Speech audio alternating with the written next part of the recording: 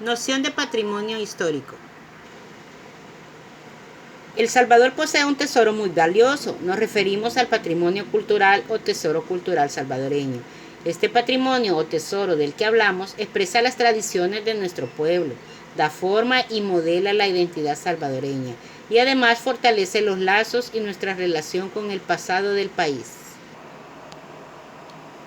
Por ejemplo, las técnicas artesanales de la alfarería del barro rojo que se utilizan en Santo Domingo de Guzmán son parte del patrimonio cultural de El Salvador. Tenemos muchos lugares donde hacen alfarería, pero este es uno de ellos, un ejemplo.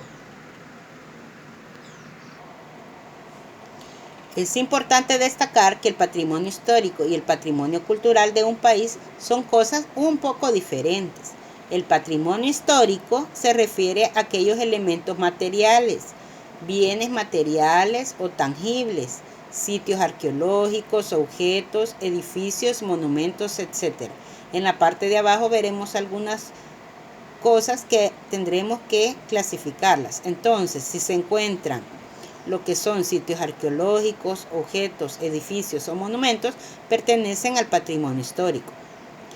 Luego tenemos el patrimonio cultural, es un poco más amplio, porque incorpora tanto estos elementos materiales como los inmateriales, los bienes inmateriales o intangibles, tradiciones, técnicas utilizadas por las personas, mitos, leyendas, cuando hablamos del ciguanaba, del cipitío, la carreta chillona, todo eso pertenece a las leyendas, que pertenecen a la historia de un país.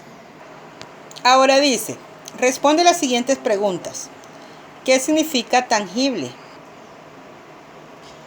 Con tus palabras escribe por qué es importante el patrimonio cultural de El Salvador. O sea, escribir para qué y por qué es importante que los niños y las nuevas generaciones vayan aprendiendo sobre todo esto, ¿verdad? De patrimonio cultural. ¿Para qué sirve?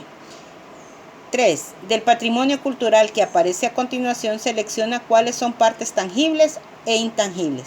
Ya habiendo leído la parte de arriba, ahora vamos a ver, tenemos el Teatro de El Salvador en San Salvador, entonces nos vamos al párrafo anterior y vemos que si es un monumento, si es un lugar, ¿verdad? Arqueológico, para poner en qué pertenece, si es patrimonio cultural, tangible o es intangible. Luego tenemos también las piezas arqueológicas. Tenemos la pieza arqueológica del Museo Nacional David J. Guzmán. Hay que escribir a qué pertenece, si es tangible o intangible. También tenemos lo que es las ruinas de Cihuatán. Por arriba en el párrafo nos mencionaba algo de ruinas, ¿verdad? Entonces, para colocarle a cuáles pertenecen. Y al final tenemos los farolitos. Es una tradición, ¿verdad?, que se celebra en Aguachapán.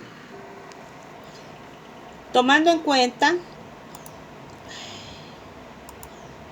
la cultura tiene que ver con elementos de la vida y de las relaciones entre las personas que representan tanto a la existencia material, herramientas para comer, desarrollo tecnológico, medios de comunicación, como a la no material, las religiones, valores, costumbres, ideologías. La cultura se refiere a la información, a las habilidades, los valores que los miembros de un grupo social dado comparten, también las normas que acatan y a los bienes materiales que crean y poseen. Y al final nos presenta un trabajo individual. Dice, ahora en tu cuaderno realiza la actividad siguiendo los siguientes pasos. Recordemos que ponemos primero el encabezado, ¿verdad? Luego dice, primero identifica un ejemplo de patrimonio cultural tangible y otro de patrimonio cultural intangible de nuestra comunidad. Si sienten que no hay muchos en Soyapango, podemos escoger del Salvador, no hay problema. Un patrimonio cultural tangible podría ser un sitio arqueológico, un objeto, un edificio o un monumento del país. Luego nos pide uno intangible, entonces podría entrar aquí una tradición como comer pupusas, celebrar el Día de la Cruz, el Día de los Difuntos. También técnicas utilizadas por las personas, o mitos o las leyendas, ¿verdad? La ciguanaba, el cipitío, etc. Luego dice, haz un dibujo de ellas, se escribe su importancia, luego envía la fotografía.